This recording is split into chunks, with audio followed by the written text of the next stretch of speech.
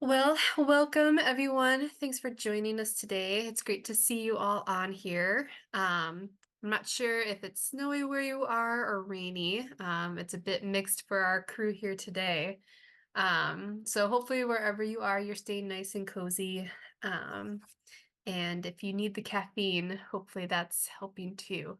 I know on my end, it's still trying to kick in. We have a few announcements today before we get started, so I'll let Allie take that away, and then we'll introduce our speakers for today. Thanks, Sarah. And yeah, just to make sure you're in the right place, this is the Indigenous Climate Resilience Network. This is our first quarterly meeting of the year, so welcome. Thanks so much for joining us. My name's Allie Scott. I'm the Deputy Tribal Climate Resilience Liaison for the Midwest region, and Sarah's the Senior Liaison, and we work together to administer ICRN throughout our footprint. So we're so happy that you joined us today. And so our first announcement is that we have an intern that we've been working with to help redesign our website for ICRN. Sarah, there we go. We can advance the slide. And so Emerald Atradovic is our intern, and I'd like to invite Emerald you've turned on your camera if you want to unmute and just say a few words to introduce yourself. Yeah, so, sorry. My name is Emerald Tradovic. I'm from a small town in northeast Wisconsin called Suring. Um, I'm going to College of Menominee studying humanities and hoping to continue my education elsewhere to get a degree in creative writing or just writing in general, as well as graphic design. Awesome. Thanks so much, Emerald. We've really enjoyed working with you, and we're really excited to announce that our website for ICRN is now live, thanks to Emerald. So if you go to icrn.us, you'll be able to see the website that Emerald has been redesigning for us. And so on the next slide, you'll be able to see what our landing page looks like. This is the new look for the website. And we're slowly putting up all the information and resources and tools that you expect to see up there. So please check back periodically as it continues to be updated, because Emerald's doing a really great job putting this together for us. We also have a few announcements about events that are coming up. So many of you probably know that the National Adaptation Forum is coming up in May in St. Paul, Minnesota. We're super excited that this is going to be in the Midwest region this year. Registration's open now. Prices will increase after April 8th, so make sure to take advantage of the early bird rates. Our next announcement is that same week is the Native American Fish and Wildlife Society annual conference. That's going to be at Treasure Island Resort and Casino in Welch, Minnesota. Early bird registration is open through April 12th. So if you can, maybe you'll be able to make it to both conferences. They're within an hour of each other. If not, I hope you're able to attend one and to get a lot out of those meetings, because they're both very good meetings. The third save the date we have for you is the National Tribal Indigenous Climate Conference. And that's going to be in Anchorage, Alaska this year in September. They're now accepting a call for proposals. So if you'd like to submit an idea for a presentation, training, working group, climate conversations, now's the time to do that. And that's open through April 17th. And finally, the last save the date we have for you is that Shifting Seasons is happening this year. So this is going to be the 4th Shifting Season Summit. It's going to focus on implementation of climate resilience, and that's going to be hosted in Kashina, Wisconsin at Menominee Resort and Casino. So that'll be at the end of September and into early October. So save the date, and more details will be available on the ICRN website soon. So be sure to check back there. And so that's all the announcements we have for you all, because next we're going to be moving into our presentation from our speakers that we're really excited to have here with us today. So Sarah, you can go ahead and introduce them. There we go. Thanks, Allie. We have two speakers today to talk to you about this new resource that has come out. So I will hand it over to them. We have Rob Croll and Karina Heim. So I'll give you the floor and stop sharing. All right. Thank you so much. Thanks, Sarah and Allie, for inviting us to be here today to share with all of you.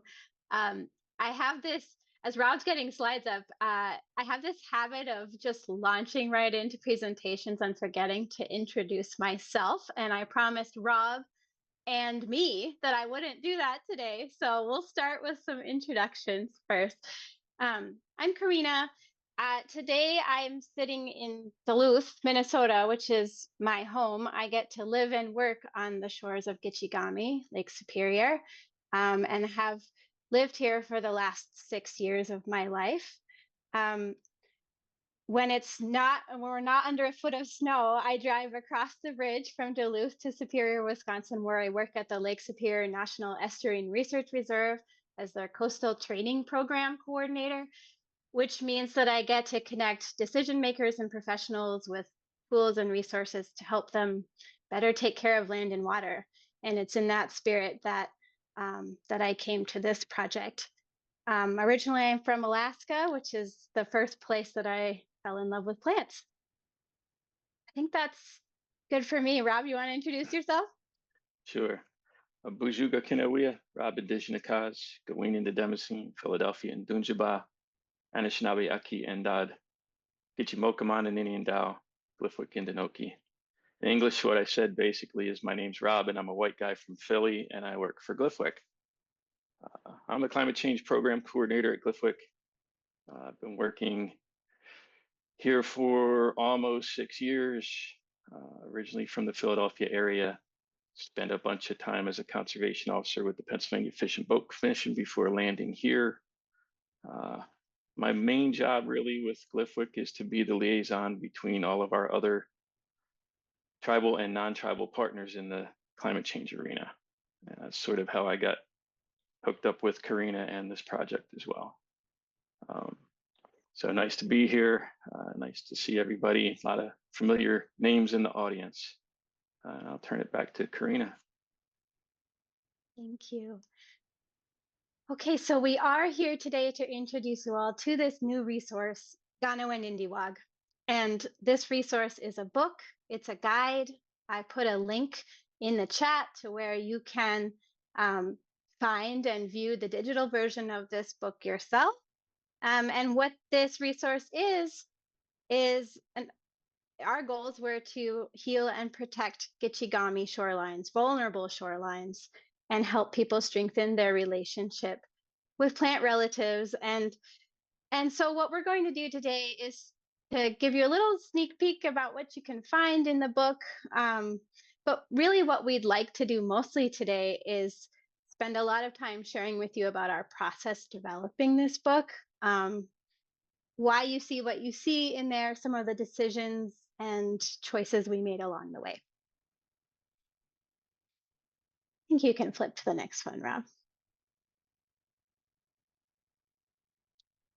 And so this resource was developed by so many more people than just the two of us here today. And this is reflected in part in our authorship and acknowledgement circle that you see here on the screen.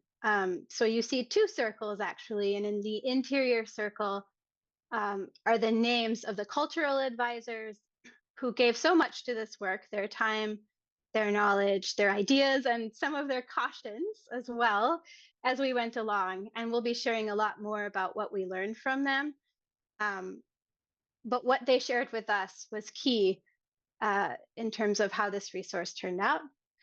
And the outer circle are the core group of folks who curated a lot of the information you see in this book. A lot of different people with different expertise authored a lot of the text, and not pictured here are the 16 editors who also contributed to this book by reading our drafts and making them better. So when I think about all the people involved in making this book happen, it's amazing. So miigwech to all who lent their time and their advice to this project.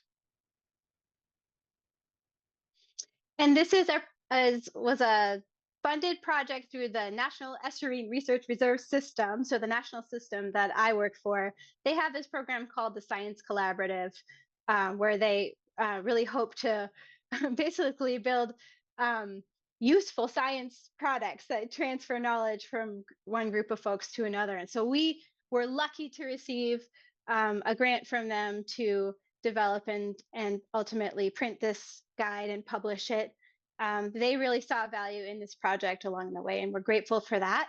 You can also see the 4 institutions who are at the core of developing this resource. So of course, where Rob and I work. The Great Lakes Indian Fish and Wildlife Commission and the Lake Superior Reserve are on there, but also partnered with the Lake Superior Research Institute and UW Extension to bring the core team and expertise together for this project.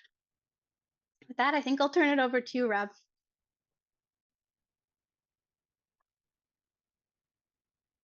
So one of the things that we've been saying about Lake Superior in particular and climate change is that with the way the climate is changing, the lack of ice cover, the changes in wind speed and wind direction, and differing precipitation regimes, is Lake Superior and really all lake shorelines are vulnerable, more vulnerable to erosion than they have really ever been.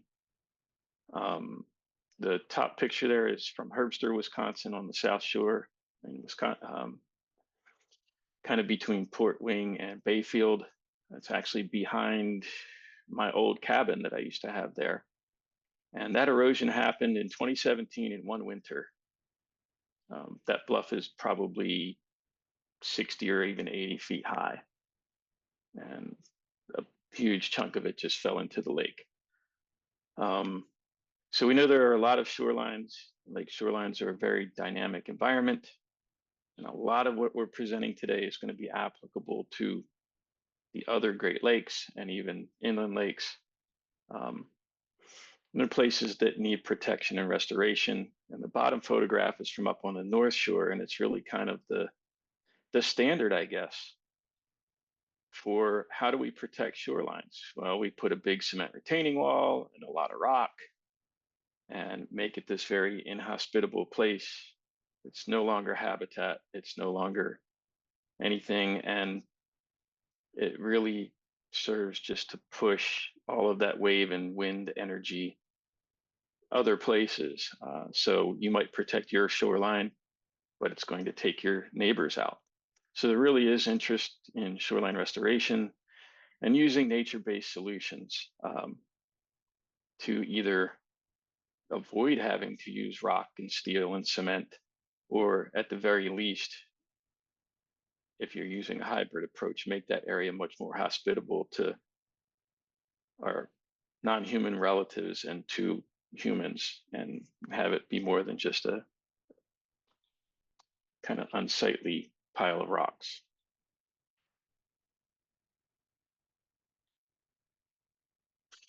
And so a couple of years ago, 2021, 22-ish, Karina and I were in a meeting of a group called Coastal Hazards of Superior, which is a bunch of folks that look at shoreline issues around Lake Superior. And we were in a breakout group talking about natural solutions and shoreline restoration. And I was thinking this, and I guess I said it out loud. So what if we could create a tool that helps people grow plants, use them as part of shoreline restoration, but also in a way that affirms lifeways and treaty rights? And Karina thought this was a really good idea and emailed me and said, hey, let's have a meeting and talk about this because we have a funding opportunity coming up. Maybe we can create this tool. And just kind of want to recognize that this was not new research. This was synthesis research from a lot of different sources that we'll get into it a little bit more. But why can't we have shoreline restoration that looks like this? This is from the Keweenaw Bay Indian community at Sand Point.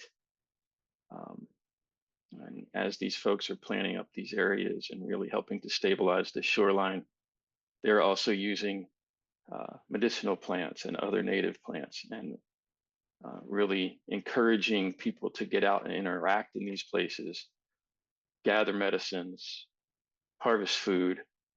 And we recognize that not all shorelines are the same, that huge eroded bluff in Herbster is going to take a different kind of restoration than an area like you see here. But why not support those shorelines and use plants to help us? And so we submitted a grant proposal and got funded. And we had this big plan, and we met at Red Cliff with some folks from Glyphwick and Karina, and talking about how we're going to do this really cool shoreline planting guide. And we didn't know where we were going to end up, but we put some tobacco down and we talked to the plants out there a little bit and asked for some help. And then Melanie and I took Karina inside and said, we need to start with the tribes within our footprint, which was the South Shore of Lake Superior in Wisconsin. Let them know that we're going to do this work and ask for their permission and their guidance. And since Karina was the PI on the grant, we said, guess who gets to do this? So Karina made a request to tribal councils at Red Cliff and Bad River and the Reservation Business Committee at Fond du Lac, and met with Red Cliff and Bad Rivers Council, got guidance. They suggested a cultural advisory committee and named some people who they thought would be good fit, and also pointed out some tribal staff that we should work with. We had meetings with tribal staff from Red Cliff and Bad River, also with the 1854 Treaty Authority, some of our colleagues at the Northern Institute of Applied Climate Science, and we had informal contacts along the way with Fond du Lac, but their Reservation Business Committee was super busy and didn't have time to fit us in. Karina made 13 cold calls to prospective cultural committee members. If you counted the number of folks on our advisory committee in that earlier slide, you'll see there weren't 13 people there. People that do this kind of work and have this knowledge are really in demand and really busy. So we were happy and lucky to be able to get the folks we did. And as Karina said, they really did guide this project and provide a lot of support, but also teachings along the way that really helped this thing become a lot better, I think, in my opinion. It also involved many exchanges of tobacco and gifts, funding for travel and stipends, and really valuing our cultural advisory committee's expertise. And then when we finished, reporting back to all of the tribes that helped us out along the way as well. We did 4 advisory meetings over a 2-year period. We always made sure to share food and visit. When we spoke with our advisory group, we always made sure we asked open-ended questions, allow for open discussions, and we talked about a lot of things in these meetings, and not just what became Gunaway-Indawug. And really received a lot of knowledge along the way, including something that really framed how we approached this entire project. And that was that we really, really early on were told by one of our advisory group members that we needed to rethink the way we approached using plants as a tool. Because plants are animate beings, they have spirit, they have their own agency. Humans have had relationships with plants for a very long time. The plants agreed to provide us the things that we need to survive, but they don't need us. And that we can plant the plants, but they may not grow where we want them to or do what we want them to, because we need to approach them as relatives and not as tools. The advisory group members really did have input into everything we did. They saw every single draft. They looked at a whole bunch of different options for covers. We talked about Ojibwe titles. And so this book would not have been, it might still be under construction, if they hadn't agreed that it was ready to be finished. As we wrapped up our work on the bulk of the research and the bulk of the initial draft writing, we had a ceremony. This was June of last year by Gitchigami here in Washburn, to really thank those plant relatives that helped us along the way. We were hoping for it looks like it was a nice, sunny, beautiful day, but it wasn't. It was really cold. We made a fire. Frank Montano helped us with the ceremony. And it was just a really good day to be out there and thank our plant relatives for helping us. And this was really a long process. I'm not going to go through this entire timeline, but starting out presenting to the tribal councils, inviting our advisory committee members, a lot of advice and reporting back and emails and in-person meetings and Zoom meetings, until finally June of 2023, we finished the bulk of that and then threw a draft around for a really long time, wordsmithing to make sure it said exactly what we wanted it to say. The last thing I think I mentioned here is the title, Gunawin Indiwug. Our advisory group told us that we needed to have a Ojibwe Mon title. We threw a bunch of ideas around, and this one rose to the surface. Gunawin Indiwug, one of the meanings is they take care of each other, and it really does represent the plant-human relationship and our responsibility as humans, which is to treat our plant relatives with respect, reciprocity, and gratitude, and speak for them because they don't have a voice. And I'll turn it over to Karina. Thanks. So Rob just shared a lot about the how of the work, what it looked like and felt like, and to consult and connect along the way. I'm going to share a little bit now about the content that we find in this resource and why it's there. And you might have noticed from my introduction, I did not say that I'm a plant ecologist because I am not. And neither is Rob, but we had a lot of help from folks who know a lot about plants on our journey, and we're very lucky in that way. And so two of those folks are shown here on the screen. So we're super fortunate to have both Kathy Smith, who has experience working with culturally important plants in restoration in Lake Superior shoreline environments, and Kelly Beester, who's a plant ecologist specializing in conservation and restoration biology. And so they're both experts in plant restoration, have taken different paths that have led them to their knowledge, and both of them together, each bringing their own path and knowledge to our team, but they both helped us decide what plants to feature in Gunawin Indiwug and how to feature them. So they drew from their education backgrounds, the teachings that they know, their own cultural backgrounds, from science. But both of them would say, I think, because they shared this with me, that mostly their knowledge comes from their experience working with plant relatives on the landscape, that plants are their biggest teachers. And so Kathy and Kelly were key in helping us think about how to weave together Ojibwe cultural knowledge and a science perspective in the way that we talk about plants. And again, that they helped us select the plants that are here.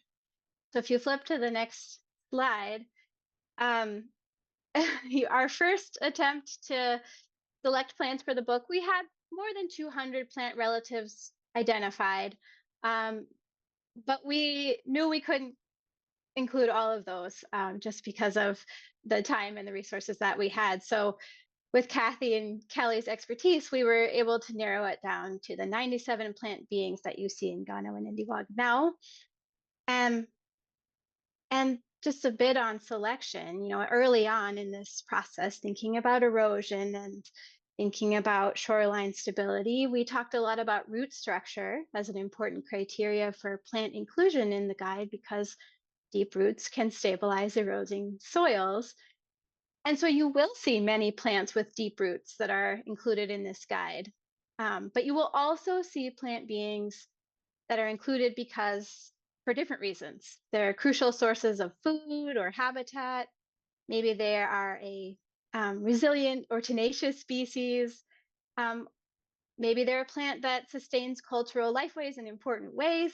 And so we kind of moved towards this more holistic framing of including plant beings because of their relationship with other beings, not just because of the deep roots. And so in the guide, we characterize plant beings not in isolation, but in the context of the natural plant communities in which they're found on the landscape of the South Shore of Lake Superior. So here on the screen, you can see rather tiny, the 13 plant communities that we include in the guide. And you can see there's a wide range just from the visual that you see here. Very different landscapes, very different environments, all found on the Wisconsin South Shore of Lake Superior. We do provide some description to help readers identify these plant communities by their characteristics. Because you might not know, you might need some clues when you come into a space. And we recognize that the land, even in a place that's been disturbed or has changed, can give a lot of clues about what might grow and thrive there. So we talk about that a bit in the guide and help the readers understand what they might, where they are. Okay, thinking about how we reflect cultural knowledge and cultural understandings of plants in this guide. That was a core question for us: how to respectfully reflect Ojibwe cultural knowledge and relationships with plants. But in the context of a written document or a printed guidebook that's intended for a broad audience, we want a broad variety of people to pick it up, but we don't know their backgrounds or their relationships to plants. And so how could we respectfully do this? And so at first we wondered whether we might include Ojibwe plant stories in this guide. And then we talked to our cultural advisory group about this, and they cautioned us strongly that this might not be the right venue for story sharing in a printed book. A big concern is that readers who pick this book up and read a story out of context, they wouldn't be getting a teaching in a good way. And that might lead to them doing harm to themselves or to the plants, to the landscape, to other beings. And so we definitely heard that caution. And fortunately, our advisory group gave us a really good alternative idea, which was to use icons. These are the ones you see on the screen here. These icons show different ways that humans might interact with plant relatives. And at their suggestion, we used the categories of food, medicine, technology, and ceremony to imply certain human relationships with each plant we list in the guide. And so these icons provide some hints about Ojibwe knowledge of each plant. Our advisors gave us gave us the advice to be deliberately vague. And what they meant was that you want to give the readers enough information to invite their curiosity about plants and about relationships with plants, Ojibwe knowledge of plants, but then direct the readers to seek more knowledge in a good way from the plants themselves or from elders and knowledge holders. So the icons are like little deliberately vague teasers.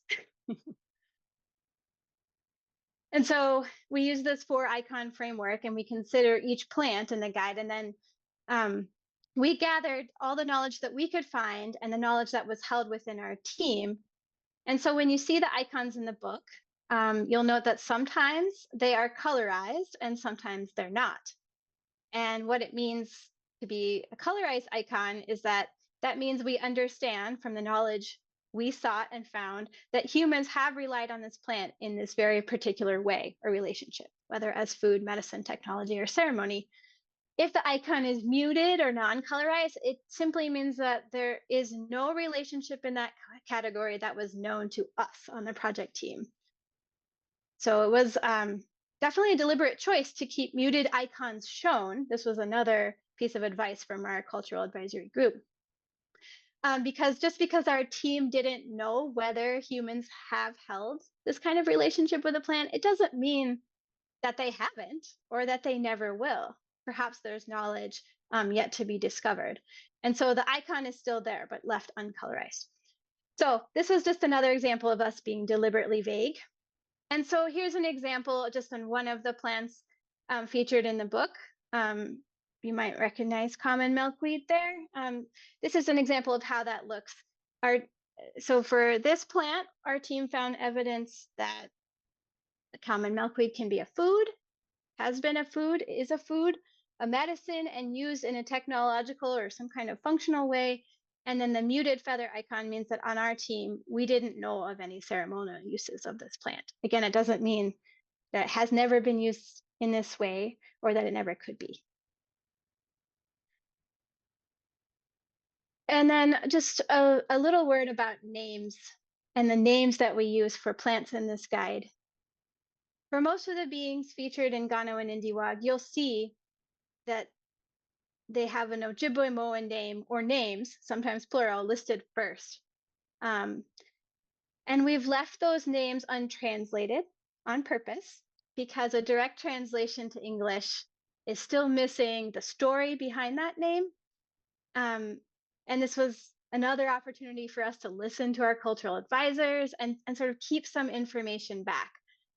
So for example, this plant, Magisi Bog, a direct translation to English would be something like eagle leaf, but that translation doesn't connote a full cultural understanding of the plant.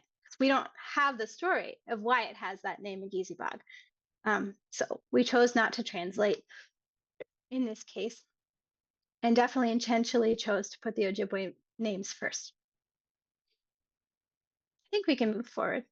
I'm gonna take some water. Okay, so you'll see a lot of really colorful, bright, and vibrant artwork in this book, and we're very lucky to work with a lot of talented artists and designers to make it so. So the icons and the floral chain that you see on the cover of this book are the work of a local Anishinaabe artist, Sara. Sarah's the designer of both of these elements of the book. And she really listened to us and what we wanted to see. And if you flip to the next one, Rob, our team thought about the 5 plants we really wanted to be featured in the floral chain. And Sara was willing to honor that and put those plants into the chain design and also pull out those different plants as individual elements that you'll see shown on every page of Gano and Indiwag.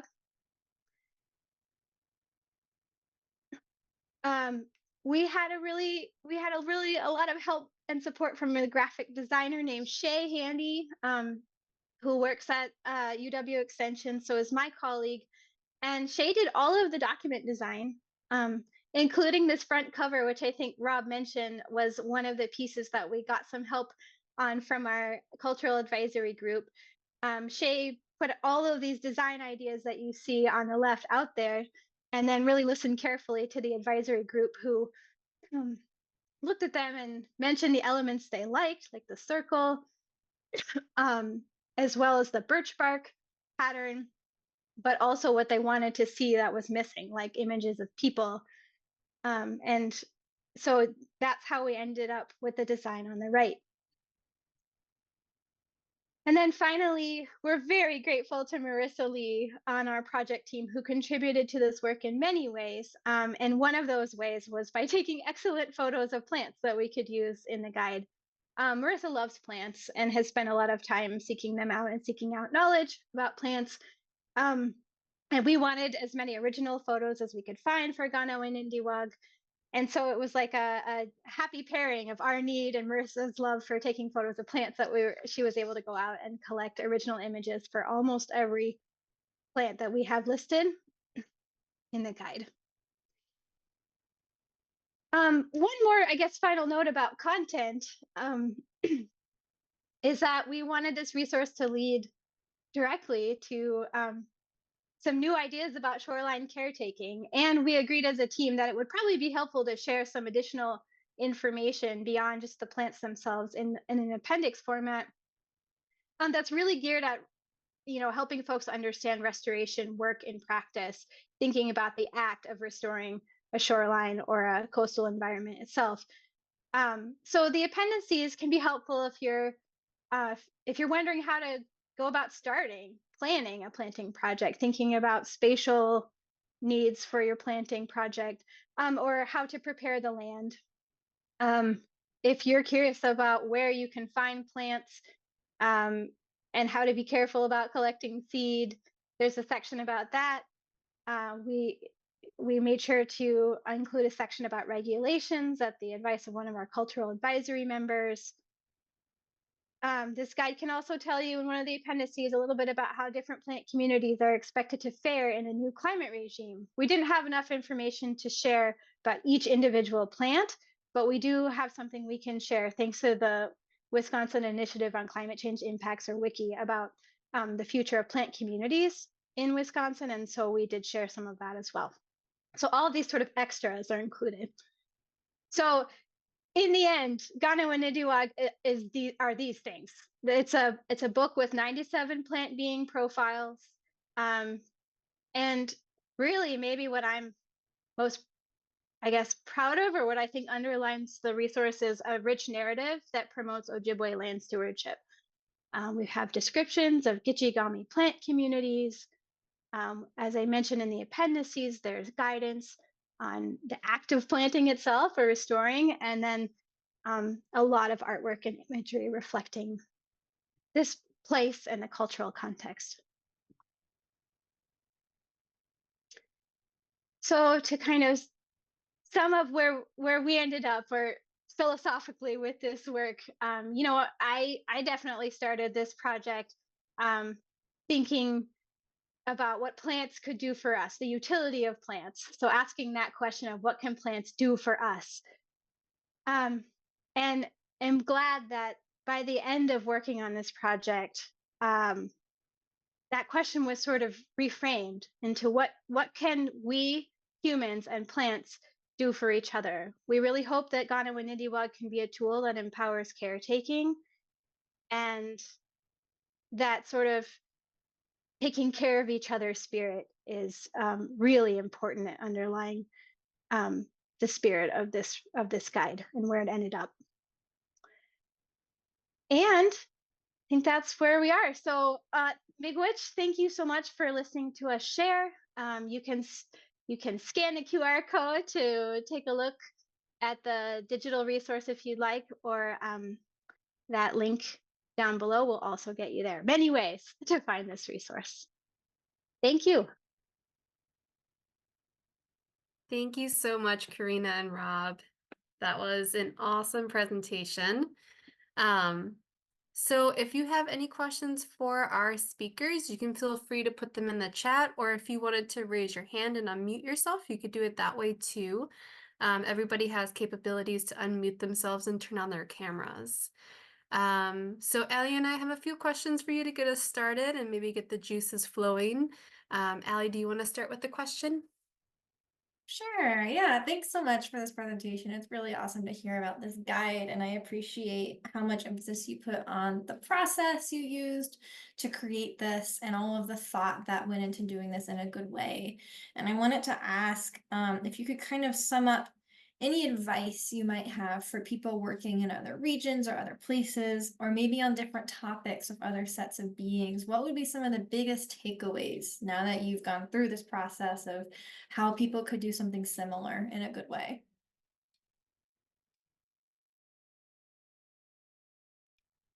Well, I might suggest teaming up with folks who've done this before, who've been in this space before, of bringing sort of traditional knowledge, or like institutional knowledge and cultural knowledge together in a resource. So in that case, really glad I got to partner with Rob and the folks at Glyphwick, because as Rob mentioned, there were some really early pivots that were really important to this process feeling good. And so pick your partners and know their knowledge and trust them. And so I also just wanted to underscore the part where at the beginning we sort of made sure that from the beginning we consulted and asked the tribes themselves through their governance structure what they would brought this idea to them and asked them to share their thoughts and and some ideas about who would advise the project. That was a good move because it was allowed us to introduce the idea and receive input from the beginning and have those advisors be selected sort of from within the community. And so those ways of starting were really important, and I just wanted to underline those. Now, just add a couple things. Give yourself enough time. We actually had to ask for an extension, just like you have to do on almost every grant anyway. We were dealing with coming in at the tail end of COVID and having difficulty having in-person meetings, which we know are very important. But also, I mean, I knew most, if not all, of the people that were on our advisory group to start with, but not in that context, and not in the context of asking them for their knowledge and their expertise kind of on a sometimes weekly basis. So it took time to build that relationship between our author team and the advisory group. And then, constant reporting back, constant communication with them was also key.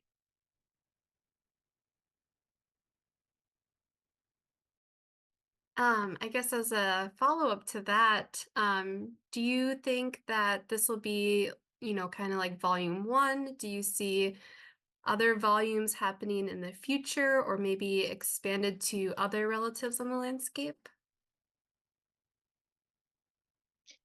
Well, if I could just share at our last all team meeting when we brought cultural advisors and project members together for one last meal and share, we kind of asked that question, put that question to them, like, what's next? And should this be considered the start of, and then grow into something bigger?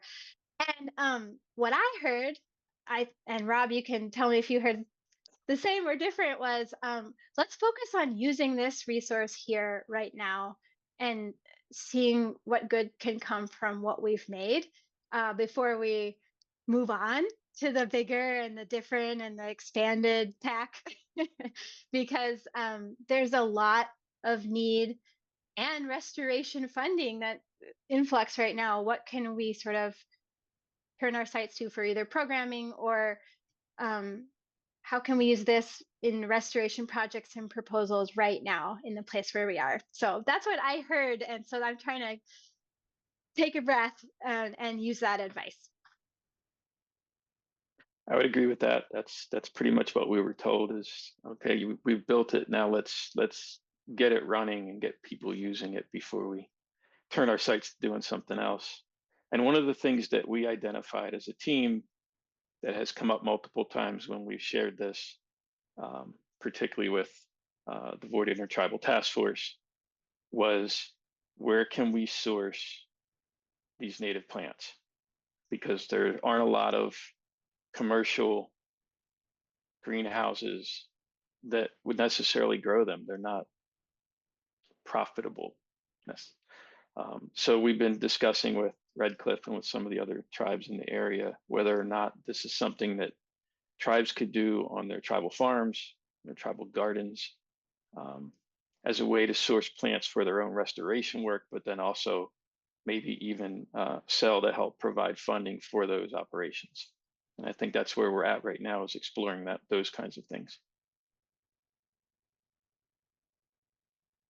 Awesome. We have a question in the chat from Dara.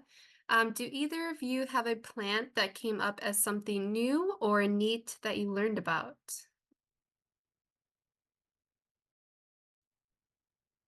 Oh, I learned so many things about so many plants. That's a good question, Dara. It's like you will be disappointed that I'm going to say that though, and not like zero in on a particular new thing that I learned about a plant. But I think actually what I want to say is that um, I I had the iconography framing with the food, medicine, technology, and ceremony. Um, the one that was like least known to me were some of the technological or functional uses, and so learning about some of those along the way, some of the technology pieces was really interesting to me.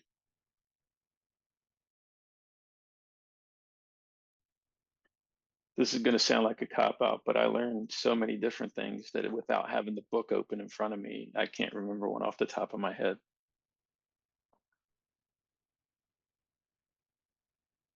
Well, it's a good incentive for all of us to spend some time reading this book because it sounds like there's a lot of good stuff in there, despite being intentionally vague about some things. I think that's really awesome that it is a starting place to just open the door for so much knowledge. And kind of with that, I wanted to ask, I think the target audience in a lot of cases is going to be tribal communities, indigenous communities living and working along shorelines. And I wanted to ask, how can a non-Indigenous audience responsibly and respectfully interact with this tool?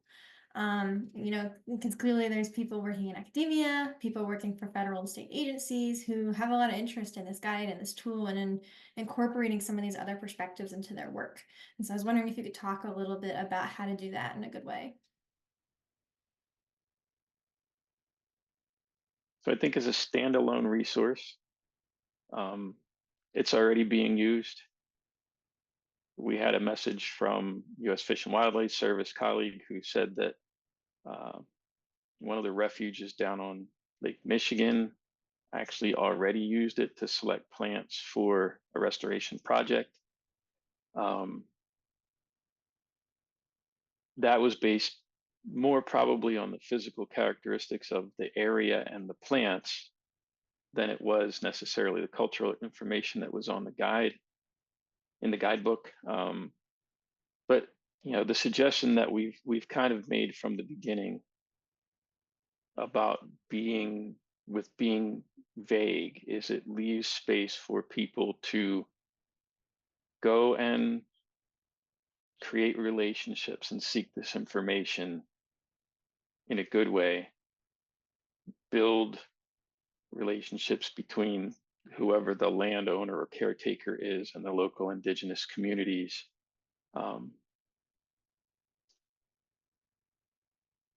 And we did that intentionally, so they would have to do that. And that way they can get guidance on how to share cultural information the right way, how to share cultural information that the communities or the knowledge holders want to be shared in the way they want to have it shared. And I did see Emerald's question in the chat, which really kind of bears into this question as well. We were always very concerned about appropriating traditional medicines, traditional foods, cultural knowledge,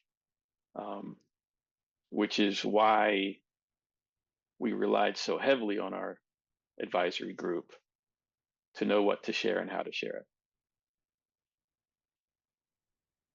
Oh, I agree with all of that, and might just add one more nuanced piece is that I've had colleagues share back with me after seeing the resource and reading through it, particularly like the narrative sections and the way that we talk about plant beings and the way that we talk about human relationships with plants, that it felt really transformative for them to read that kind of perspective on the page and think about plants in a wholly different way than they had been trained or they had been they were used to thinking about plants. And so I think that non-Indigenous folks who read a text like that and feel that sort of transformative thinking should lean into that and think about how that might change the practice or just the way they talk about or think about plants in the work that they're doing. I think that's like, let it if it feels transformative, let it be a little bit transformative. So that's all I would add.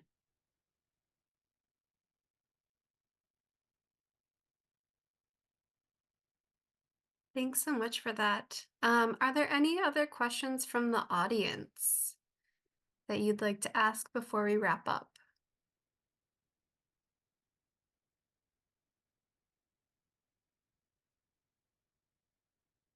Rob and Karina, do you have any final thoughts about maybe a key message or takeaway for our ICRN community?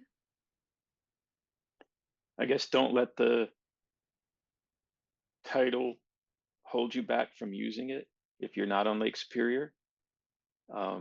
Many of those plant communities can be found surrounding inland lakes, all of the other Great Lakes, and even in other places out east or whatever.